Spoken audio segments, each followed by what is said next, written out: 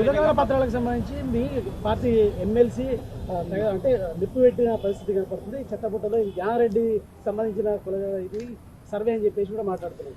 నిజంగా ఎంత దుర్మార్గంగా మాట్లాడుతున్నారంటే, ఇప్పటి వరకు దేశంలో బీసీ కులగణన 1931 తర్వాత ఏది సోషియో ఎకనామిక్ సంబంధించి బ్రిటిష్ కాలంలోనే జరిగింది. ఆ తర్వాత అఫీషియల్గా అథెంటిక్గా ఉన్న కులగణన ఏదైనా జరిగిందంటే ఇప్పుడే జరిగింది. అది ఇల్లు పోయి సర్వే చేసిర్రు. మరి గవర్నమెంట్ అధికారులను పంపించి సర్వేలు చేయించడం ఏడ తగ్గింది. ఇక మా పార్టీ కాదా ఆయన డిసైడ్ చేసుకోవాలి. ఇప్పుడు నా బాధ, ఎందుకంటే నేను కూడా మల్లన్న కోసం చాలా కష్టపడ్డాం, పనిచేసినాం.